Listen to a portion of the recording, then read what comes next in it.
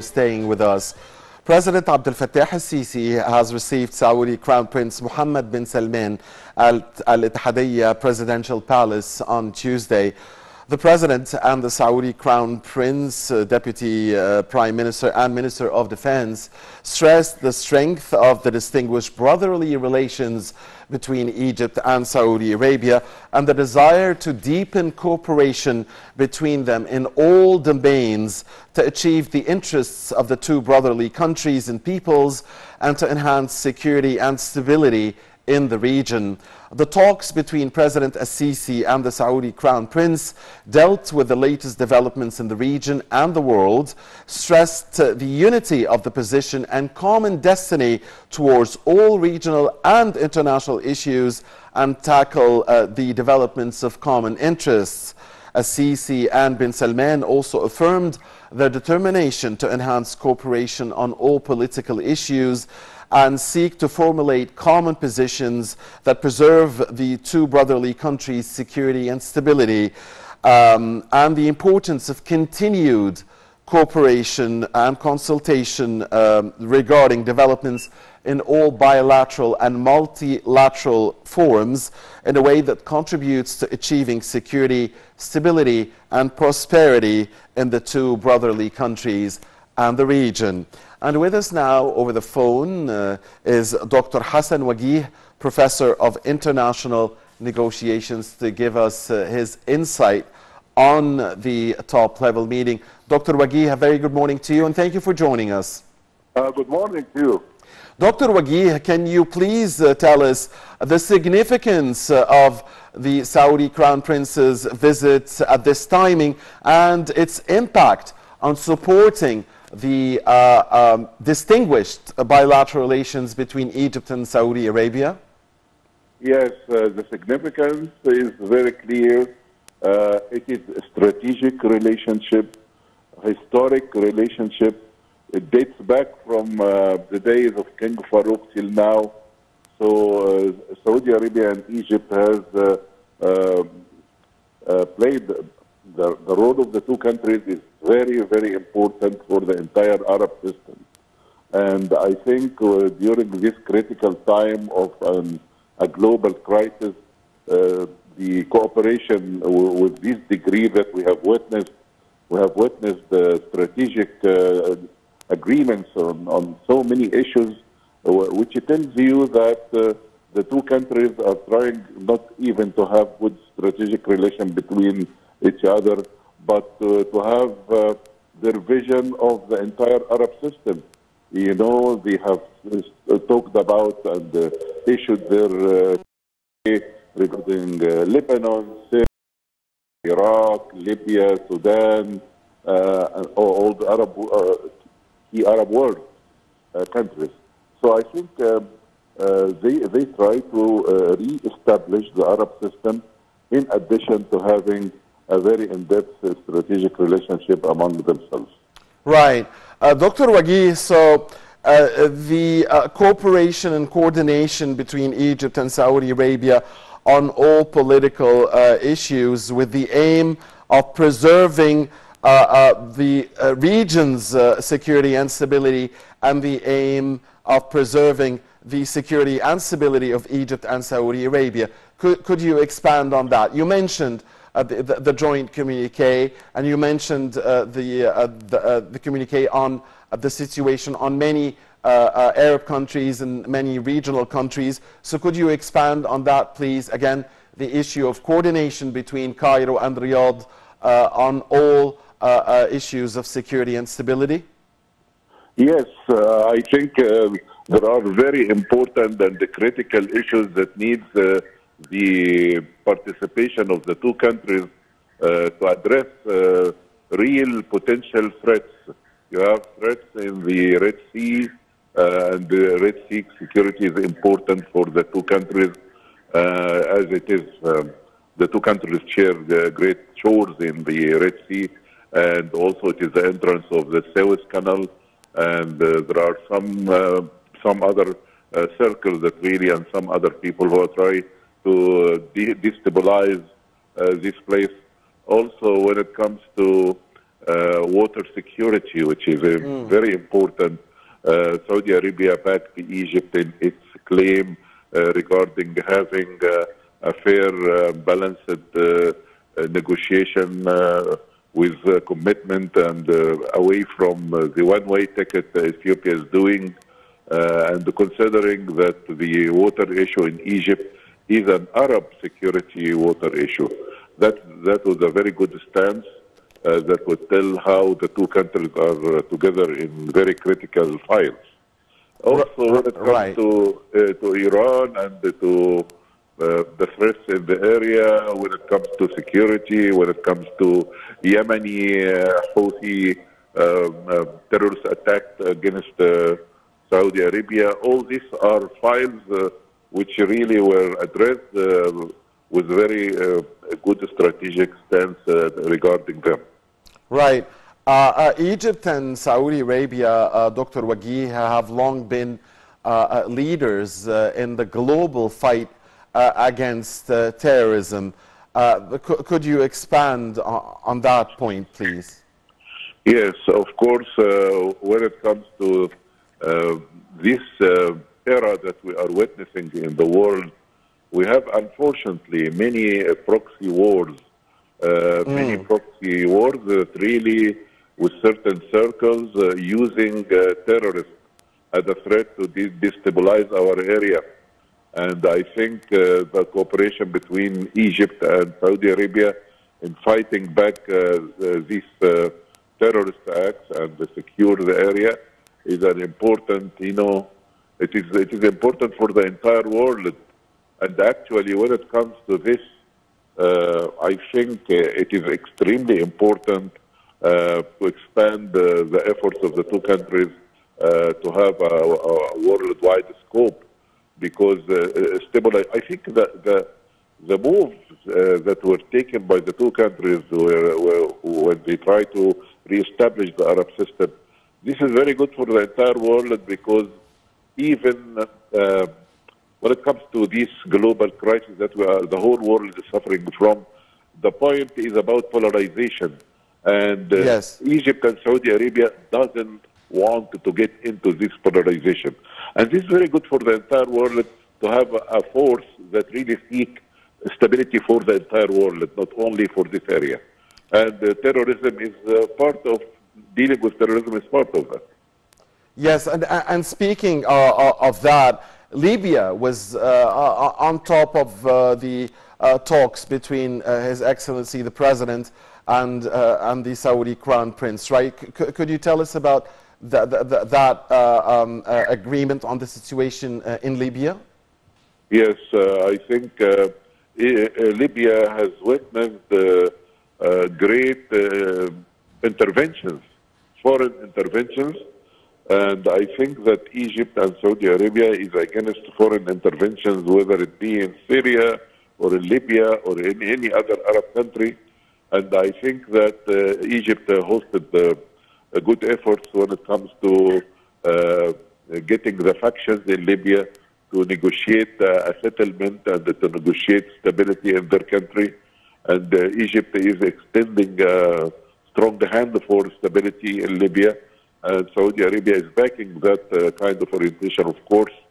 And I hope that our brothers in Libya would respond positively, because Libya is a great potential Arab power that we need it to enjoy stability and building for the Arab system at large.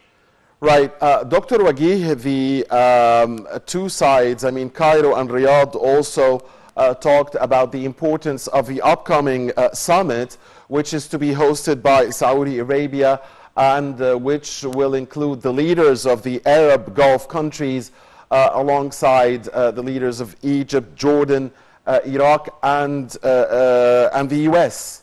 Could you talk to us about that all-important upcoming summit?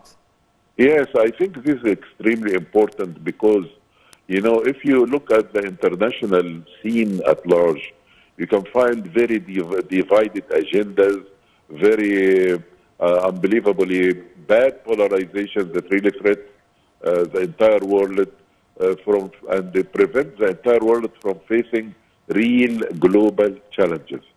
So when we are trying to organize this in Sharm el-Sheikh in November, and Saudi Arabia is supporting our efforts in this in Egypt, I think it is extremely important to unite the world and to make like a wake-up call regarding the real challenge, the real challenges that really face the entire world. And this is not only an invitation to handle global warming and all the details regarding that, but it is a wake-up call. Let us stop wars. Let us stop disputes, and let us get a viable identification ground for the entire world to face real, authentic challenges that need worldwide cooperation. Right. Of course, the economic file, Dr. Waguih, was also important in the talks, and Egypt and Saudi Arabia signed 14 agreements between them worth 7.7 billion US dollars. So could you talk to us about the importance of those agreements, especially to the Egyptian economy at these difficult global times, at a time when the world economy is suffering from the Russia-Ukraine war, from a high oil price and other factors. The economic file and the agreement signed between Cairo and Riyadh, 7.7 billion US dollars, and Riyadh has long been known to be a backer of the Egyptian economy. Yes, there is strong ties when it comes to Egypt and Saudi Arabia on the economic level, which is extremely important these days, in particular where the entire world is facing the threats of these global crises resulting from Russia and the Ukraine crisis. And actually, the whole world is suffering from economic situation. Right. So the Saudi Arabia and Egypt. Dr. Waguih? Important. You listen to me? Yes, yes, we got you back. Yes, please continue. Yes. So I think that when we have agreements, 14 agreements yesterday with about $8 billion, it is something very, very good for the Egyptian economy. Also, Saudi Arabia is intending to have investments for about $30 billion. So this is just one step towards much more in-depth economic involvement and economic cooperation between the two countries, which is extremely important for the Egyptian economy.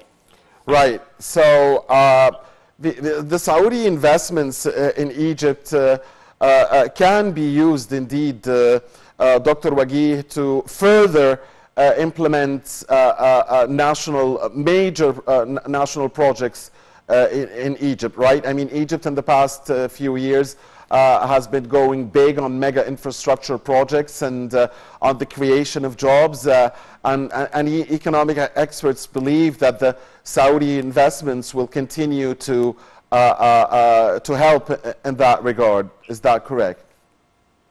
Yeah, I think this is extremely important, and when it comes to this kind of cooperation, it means more stability and more strength to the structure of the countries, which really are suffering from facing, like many other countries in the world, waves of terrorism and waves, don't forget, waves of organized international crime that really are very, very, very threatening in the future. So what is the importance of having to challenge and to face this threat is to establish viable, stable countries. Viable, stable countries only can face these challenges. So I think the cooperation has a significance, and particular significance when it comes to this vision of these angles. Right. Dr. Waguih, back to the security file. President Sisi again reaffirmed yesterday Egypt's firm position regarding its commitment to the security of the Arab Gulf as part of Egypt's national security itself, and Egypt's rejection of foreign intervention in the region or any attempts to destabilize security in the Arab Gulf region. Could you expand on that, please? Yes, I think when it comes to strategic cooperation has many avenues. And one of these avenues is military exchange of maneuvers and joint training. And I think Egypt and Saudi Arabia delved into that a long time ago, and this is still ongoing because Egypt considers any threat to the Gulf countries is a threat to the Egyptian national economy, national security. Right. So I think this kind of avenue is being enhanced immensely by the two countries, and it is very important for the stability of the entire area. Right. Finally, Dr. Waguih, a wrap-up, please, from your side on, again, the historic relations between Egypt and Saudi Arabia, between the brotherly peoples, really, of Egypt and Saudi Arabia. Worth mentioning that, Crown Prince bin Salman has been here in Egypt several times, multiple times, be it on official or even unofficial visits, and that each time Egypt and Saudi Arabia talk about, basically, about cooperation and coordination in all domains, Yes, of course. Let me tell you something that really I have experienced it personally. Yes. I lived for some good years in Saudi Arabia, and I felt that I am back at home. And when Saudis come here to Egypt, they feel at home. Sure. I think it's a change of intellectual interaction. And we have seen yesterday a great media and intellectual gathering where this should be on the grassroots. When we have first track diplomacy with the president and His Highness the Royal Prince, yes, this is a level that is very known for all of us, but we need also the track to diplomacy when it comes to media, educational exchange, on all the levels of the grassroots, which is very important for the two people who are really close to each other in an immense way. Indeed. On that note, we thank you very much, Dr. Hassan Waguih, Professor of International Negotiations. Thank you for your time and for your insight, sir. Now, the noon sun passes over 6 pharaonic temples in the New Valley, Luxor, Ina, Sohag, and Aswan in Upper Egypt. That happened on Tuesday on the occasion of Summer Solstice Day. The phenomenon of the suns being perpendicular on the temples is repeated on the 21st of June every year. My dear colleague Shireen Adil will be back to talk about this phenomenon with a distinguished guest and tourism expert after this short break. Please stay with Nile TV International. The Breakfast Show will resume momentarily.